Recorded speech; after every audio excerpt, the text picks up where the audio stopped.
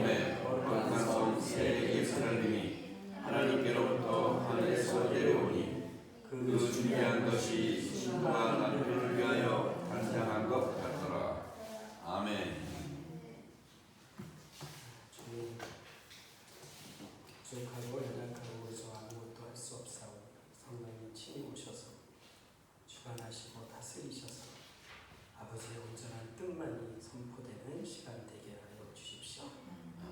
말씀이 선포될 때 하나님 이것이 믿어져 우리 안에 실제가 되는 역사가 일어날 수 있도록 은혜 허락하여 주십시오.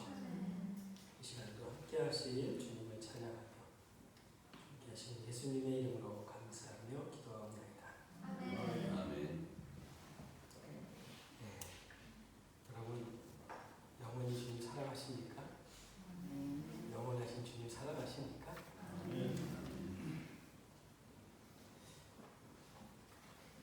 어느 분이 이렇게 말씀하시더라고요. 주님 사랑하시는 분 아멘 하십시오. 아멘. 분명했어요. 다시 한번 여러분 정말 주님 사랑하십니까? 아멘. 할렐루야. 네. 성경에서 신부가 남편을 위해서 단장했다 이 표현은 성경에 딱 한 번 나오는데 신부가 남편을 위해서 신부가 신랑을 위해서 단장하였다. 그것이 뭐냐면 새 예루살렘 성이죠. 거룩한 성이고요. 하나님이 계시는 거고요. 그곳에는 사랑하는 자, 먼저는 여러분 부부간의 사랑이겠죠. 사랑하는 자. 또 하나님하고 연결된 관계가 뭐가 있을까요? 하나님과 이스라엘 백성, 주님과 우리 교회, 그렇죠? 그리고 또 뭐가 있을까요? 신랑과 신부. 그 사랑의 정도가 정말 진정으로 사랑한 사람들이 모여서 함께 예배하고 영원한 사랑의 교제를 하는 곳이 그곳이 어디냐면 거룩한 성 예루살렘 성입니다. 그래서 오늘 제가 이 본문을 하게 된 것은 우리가 새벽 기도를 말씀을 묵상을 합니다. 말씀을 묵상을 하고 시편 한 편을 보고 구약 한 장을 읽고 신약 한 장을 읽어서 제가 찾아보니까 작년 10월 1일부터 시작을 했더라고요. 근데 이번 주에 뭐가 끝났냐면 신약이 끝났습니다. 그래서 신약을 한 번 더 이렇게 보게 됐어요. 그래서 얼마나 감사한지 몰라요. 그런데 나눌 가운데 어느 분이 그렇게 얘기하시더라고요. 주님 오십시오.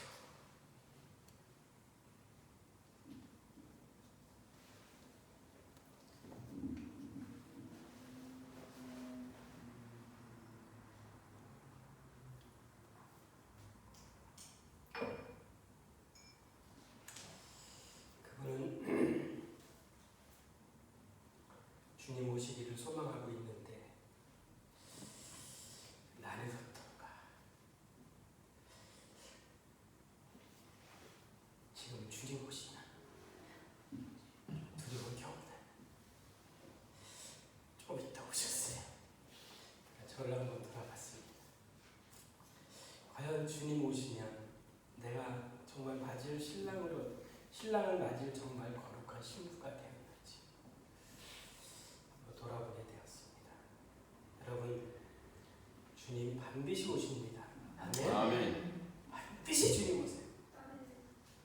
언제 오실지 모르지만 언제든지 오실 수 있습니다. 믿으십니까? 내일이라도 오실 수 있어요. 그래서 오늘 마지막 때 마지막 신부, 신랑이 오시는데 신랑을 맞는 마지막 신부는 어떠한지에 대해서 같이 좀 나누었으면 좋겠습니다.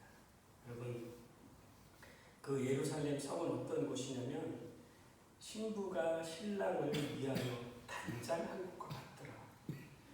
신랑, 사랑하는 신랑이 있는데 신부가 그 사랑하는 신랑을 위해서 단장을 했대요. 근데 그 단장한 게 얼마나 아름답겠습니까?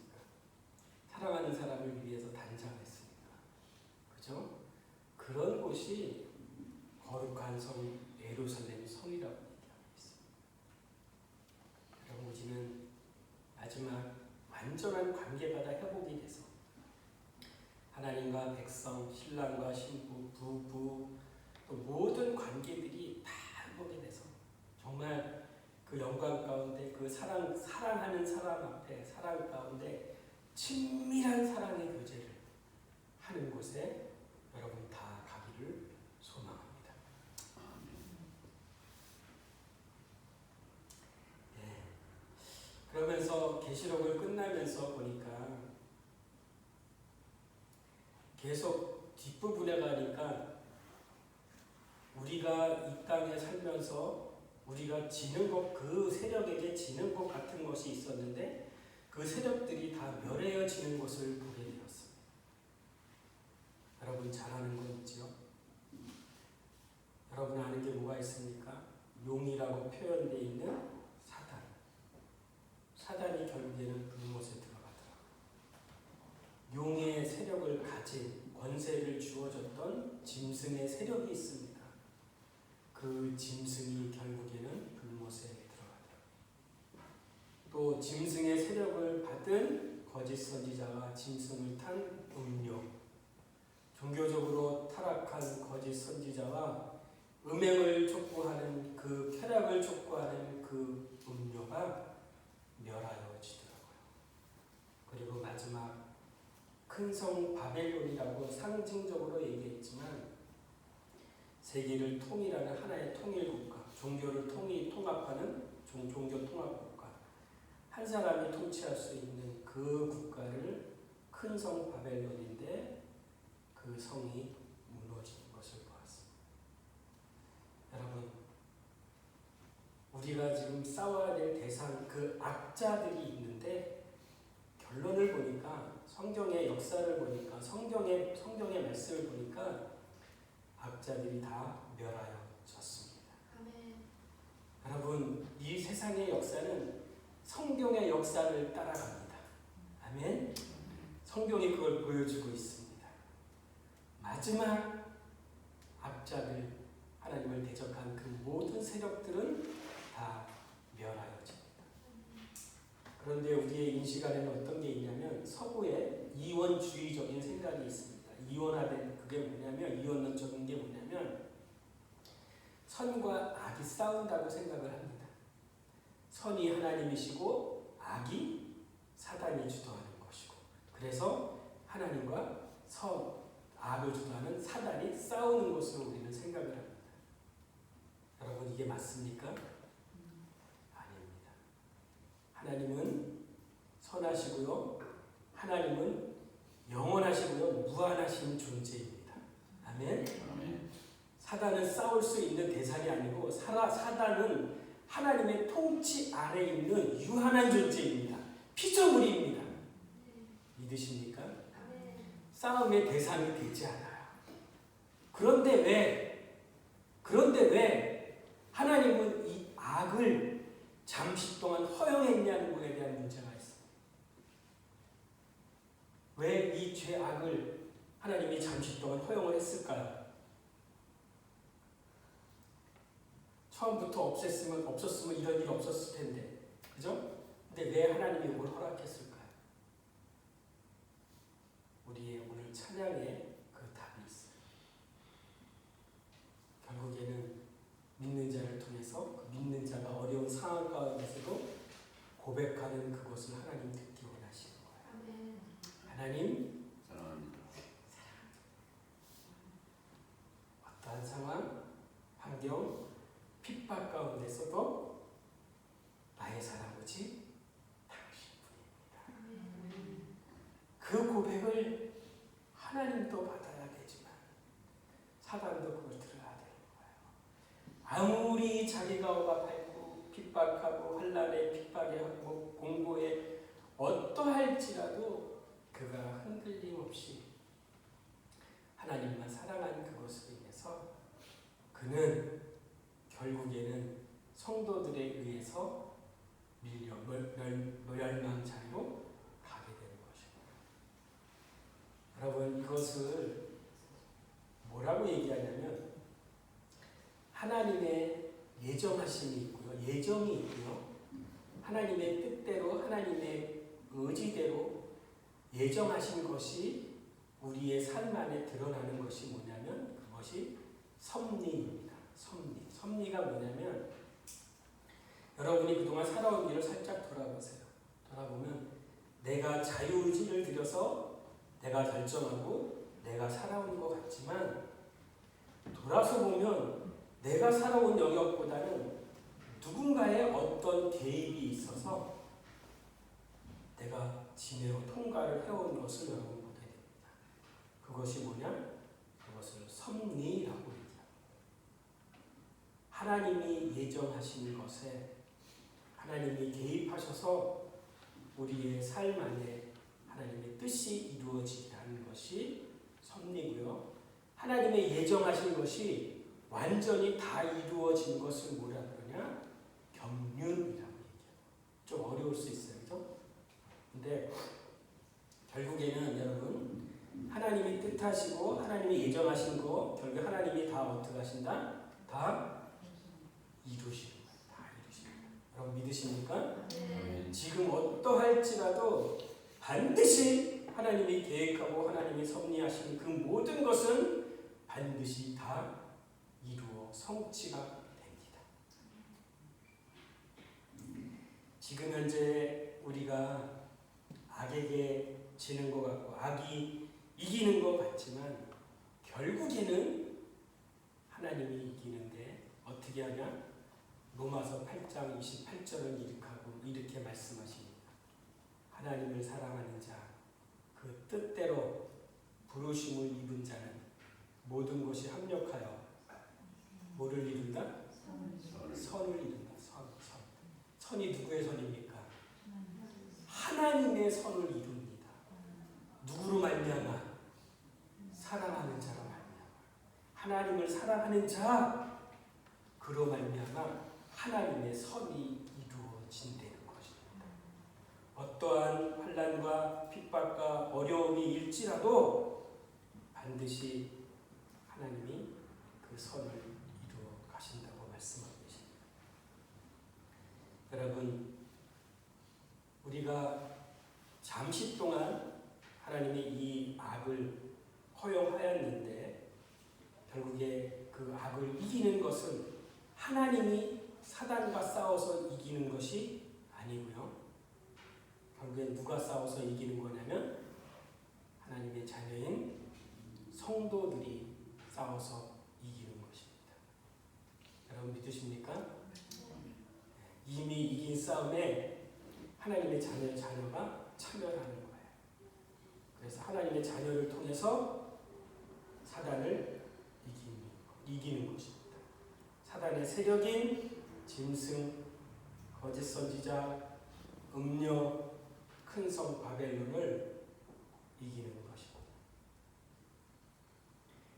잠시 이 악을 허용한 것은 이 환난과 어려움에서도 결국에 우리의 믿음으로 이기는 것을 말하고 있고 그런 어려움에도 신앙이 변화되지 않고 결국에는 하나님을 사랑한다고 고백한 그것으로 인해서 하나님의 영광을 받으시는 것입니다.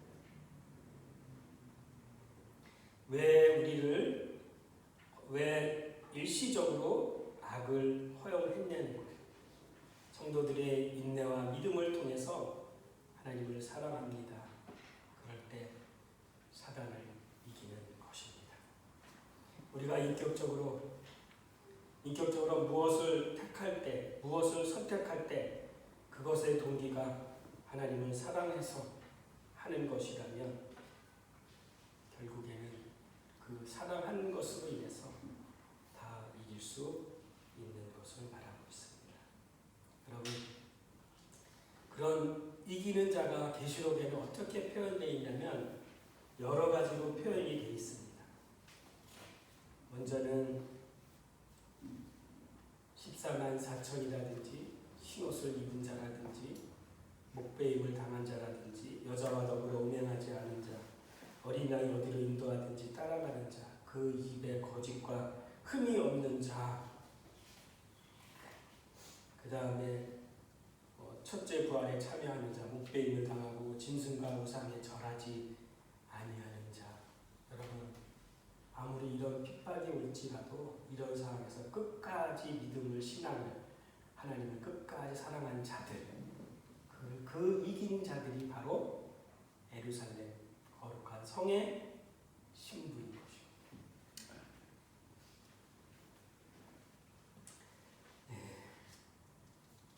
마지막은 여러분 주님이 오실 터인데, 주님이 오셔서 처음에 무엇을 하냐면 만왕의 왕 만주의 주로 오십니다. 그분이 오셔서 성도가 싸우고 마지막 멸해야 되는 것이 있는데, 그것이 뭐냐?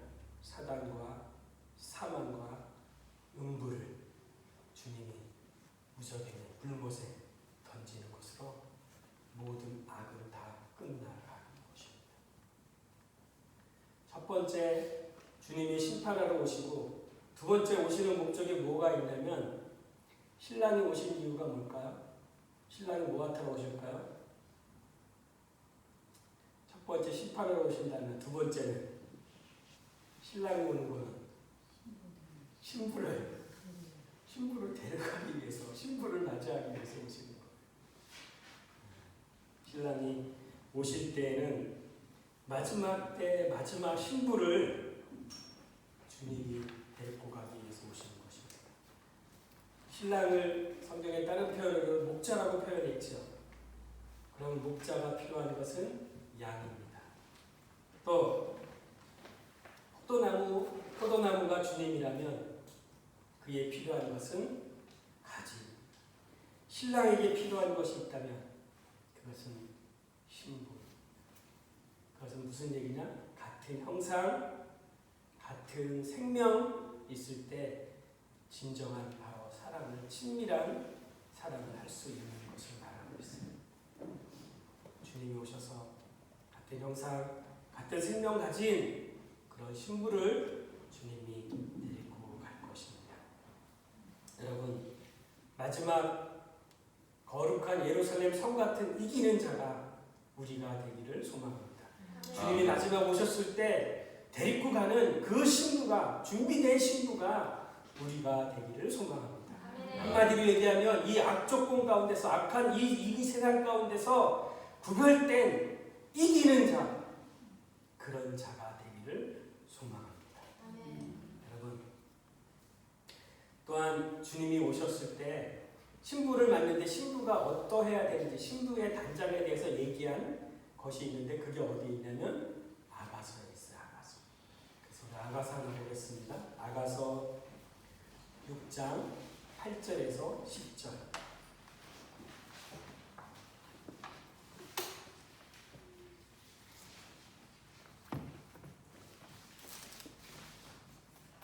주님이 오시는 이유는 신부가 완성이 돼서 신부를 데리러 가러 오시는데, 마지막 때 준비된 신부 단장한, 예루살렘 성같이 신부 단장한 사람이 어떤 사람인지 아가서 6장 8절에서 10절에 이렇게 말씀하고 계십니다. 우리 다 같이 한 목소리로 시작.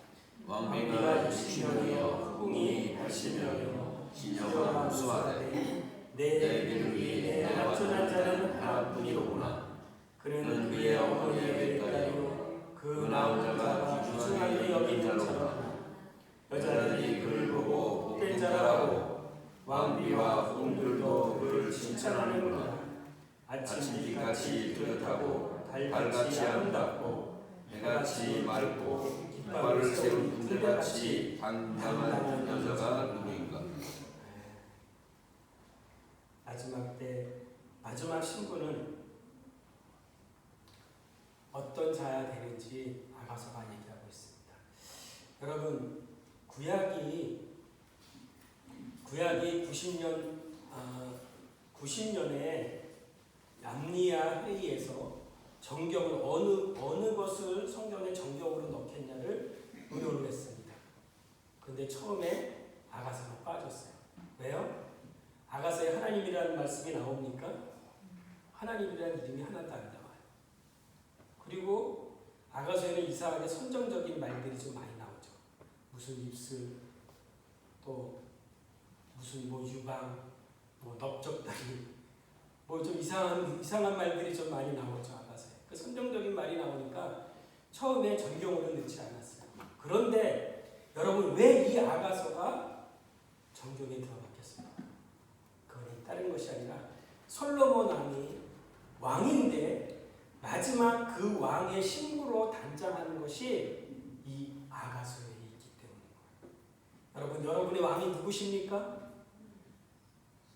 여러분의 왕이 누구세요? 여러분의 주인이 누구십니까? 그분을 위해서 단장한 그것이 이 안에 있기 때문에 아가서가 전경으로 들어온 것입니다. 여러분 이해되세요? 네. 그런데 이 내용은 어떤 내용이냐? 솔로몬은 최고의 왕입니다. 왕 중의 왕이죠. 결국에 많은 사람들이, 많은 왕들조차도 그에게 가서 그의 지혜를 배우고자 했던 최고의 왕이고, 왕 중의 왕, 만왕의 왕, 만주의 주, 누구? 예수 그리스도를 예표할 수 있죠. 그래서 전에는 에브라임 지파의 아가서에 우리가 전설을 좀 나누었는데 오늘은 성경에 나오는 아가서의 줄거리를 잠깐 나누겠습니다. 여러분 아가서가 얼마나 재밌어요?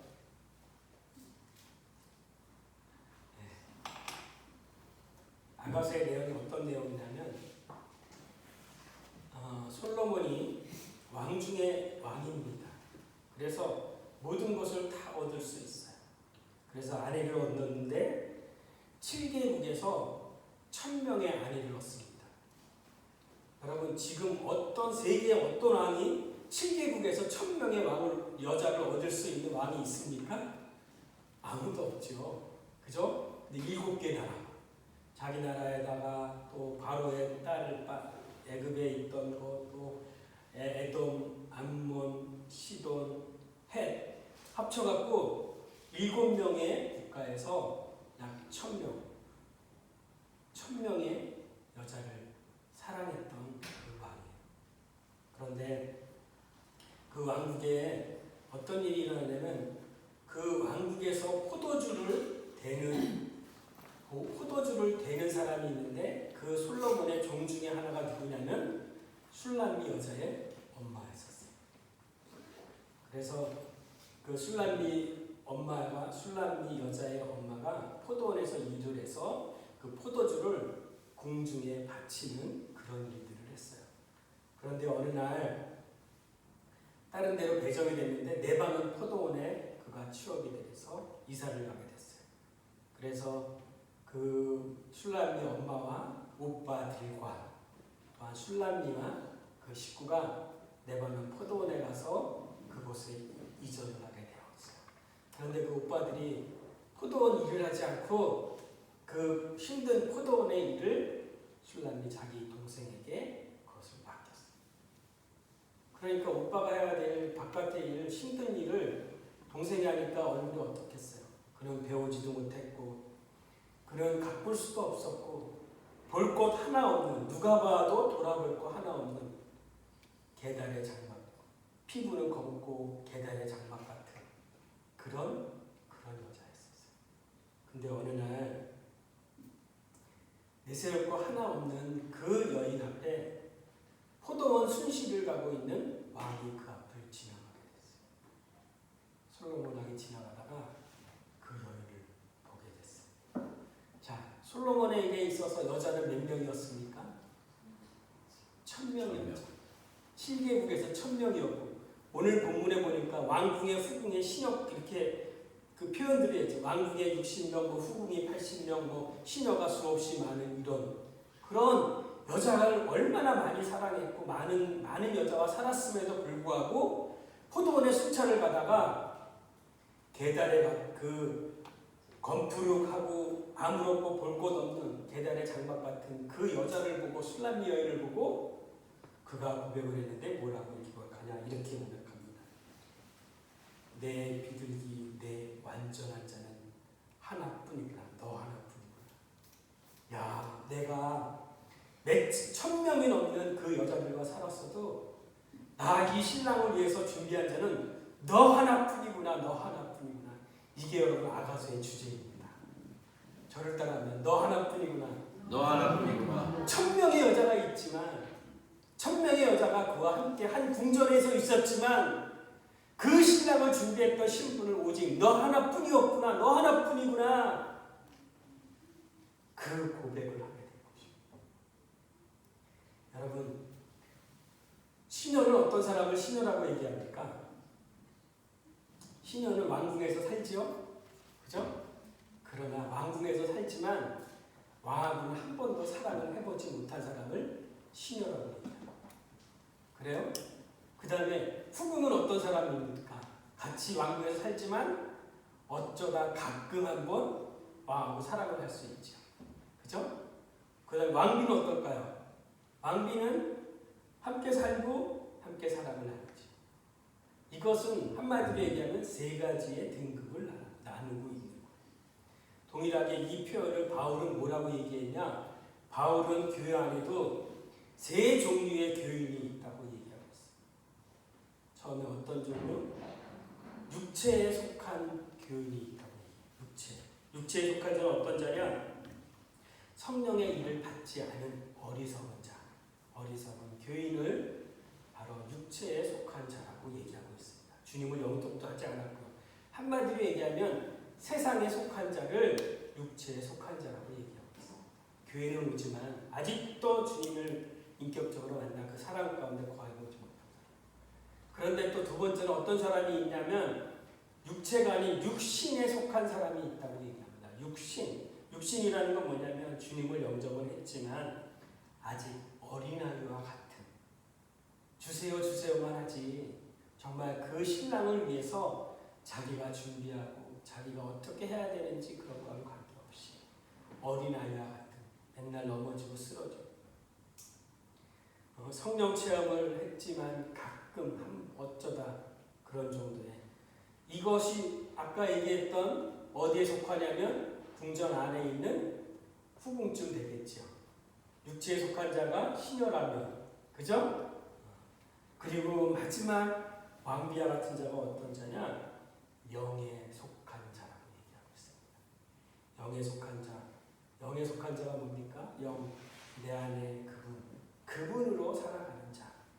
갈라디아 2장 20절에 그리스도를 모시고 그와 함께 그의 뜻을 따라 그의 영광을 위해서 살아가는 그와 한 몸이 돼서 그와 친밀한 사랑의 교제를 하는 그 영적인 그런 사람을 바울은 영에 속한 사람이라고 얘기했습니다. 솔로몬의 여자들이 함께 있었지만 시녀와 같은 자가 있었고 한 번도 같이 궁전에 있었지만 그를 만나보지 못했고 사랑하지 못했던 자가 있는가 하면 가끔 후궁 같은 역할을 하는 사람이 있었고 또 그렇지 않고 왕비와 같이 친밀한 항상 같이 교제했던 그런 자들이 있었습니다.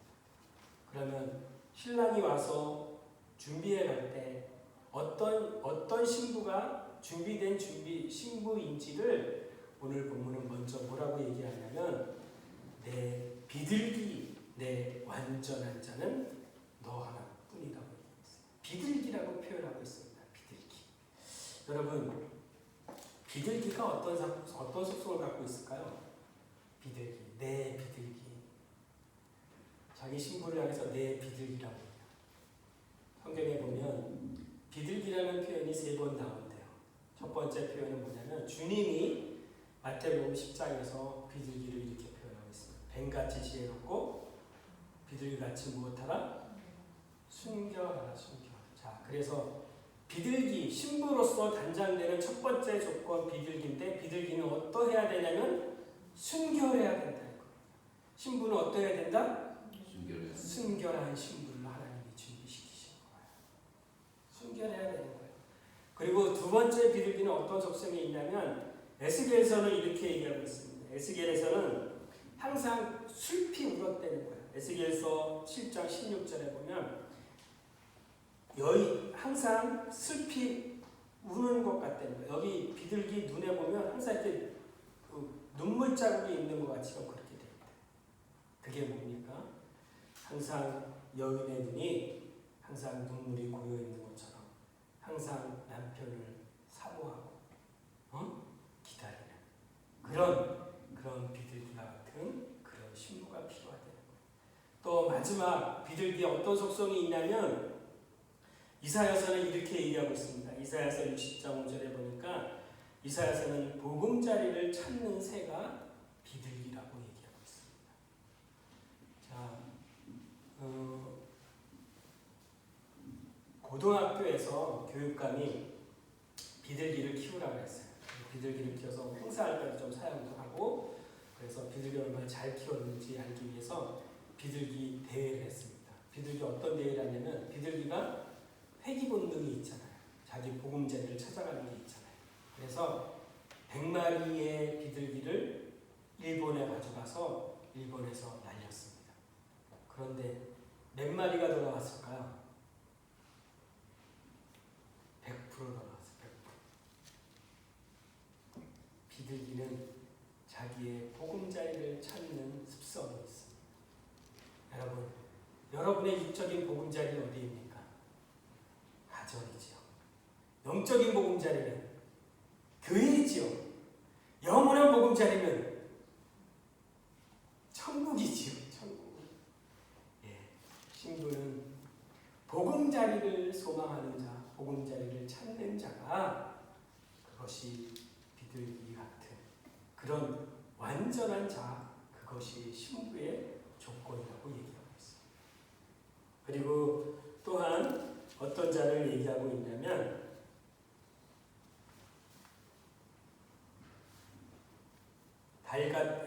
달같이 아침 빛처럼 존재가 분명한.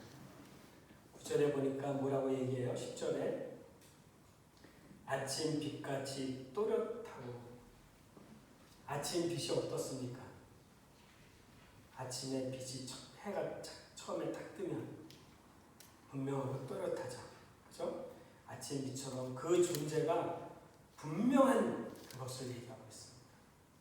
그 존재가 분명하다는 건 뭘까요?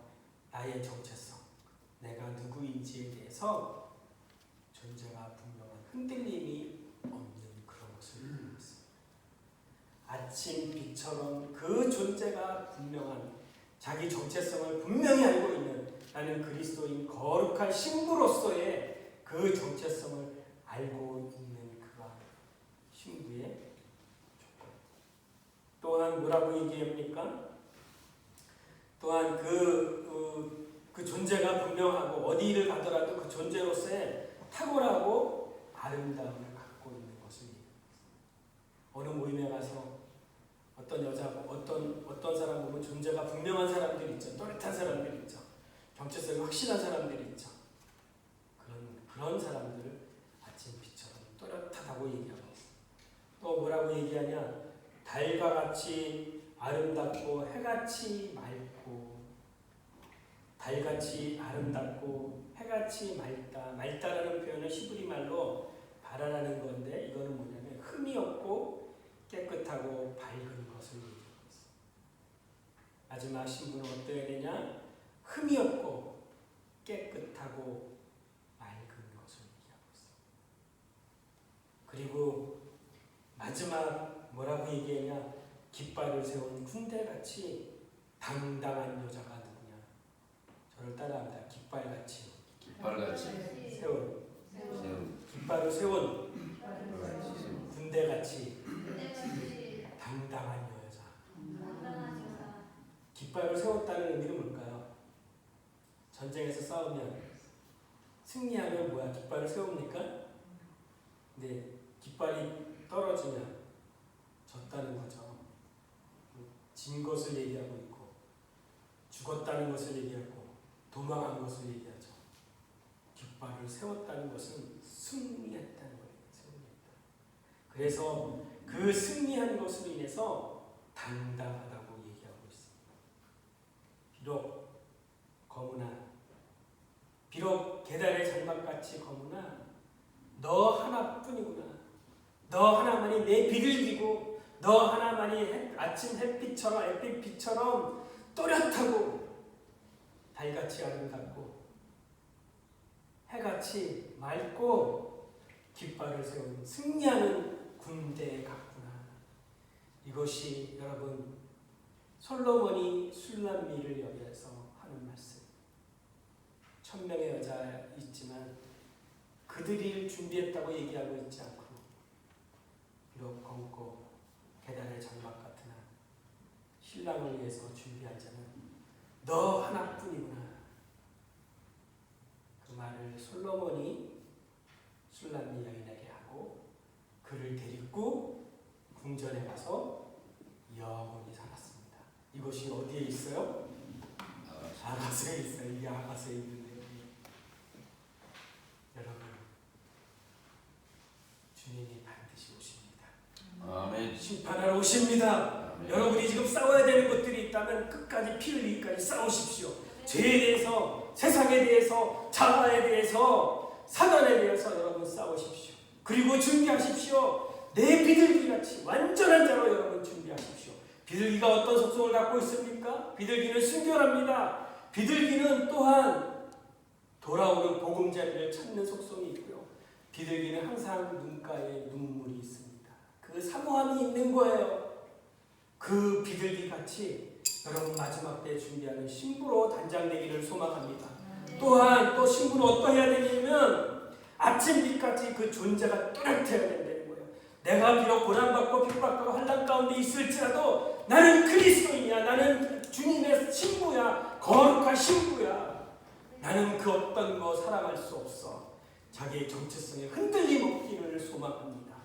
그리고 또 뭐라고 말씀하시냐? 달처럼 아름답고 해처럼 맑아 흠이 없고 깨끗하고 밝은 그런 신부로 단장하시기 바라고. 마지막 뭐라고 말씀하시냐? 깃발을 세운 것 같은 군대같이 당당하구나. 깃발을 세운 군대같이 당당하게 여러분 승리하는 자로 서기를 소망합니다. 깃발을 세웠으니 그 어떤 죄에 대해서, 사단에 대해서, 세상에 대해서, 자아에 대해서 승리한 자로 깃발을 세운 군대같이 당당하게 여러분 신랑을 맞이하시기를 소망합니다. 주님 오실 때 마라나타 어떤 군부배처럼 주님 오십시오. 그런 신부로 단장하는 저와 여러분 되기를 소망합니다. 결론입니다. 마지막 때 마지막 신부는 솔로몬 왕이 많은 여자가 있었어도 신랑을 위해서 신부를 단장한 자는 너 하나뿐이구나. 너 하나뿐이구나. 그 말을 듣기를 소망합니다. 술람미 여인이 그 비둘기같이 인편단심으로 순결하고 눈물이 항상 맺혀있고 그 신랑을 사모하고 보금자리를 떠나지 않고 있었던 영원한 보금자리를 그 소망했던 그 비둘기처럼 너 하나뿐이구나. 술람미 여자는 아침해처럼 그 존재가 분명하고 자기의 정체성을 확실히 알고 있고 달처럼 아름답고 아름다울 뿐만 아니라 해처럼 맑아서 흠이 없고 밝고 깨끗한 그런 신부. 너 하나뿐이구나. 결국에는 죄와 세상과 자아와 사단을 이기고 깃발을 세운 승리하는 군대같이 당당하게 서는 신부로 당당하게 서기를 소망합니다. 우리가 마지막 신랑을 맞는 신부로서 신부가 신랑을 맞을 때 신랑이 너 하나뿐이구나. 마지막 때 신랑을 위해서 단장한 것은 1000명이 아니라 너 하나뿐이구나. 그런 칭찬받는 저와 여러분이 되기를 주님의 이름으로 축원합니다. 아멘.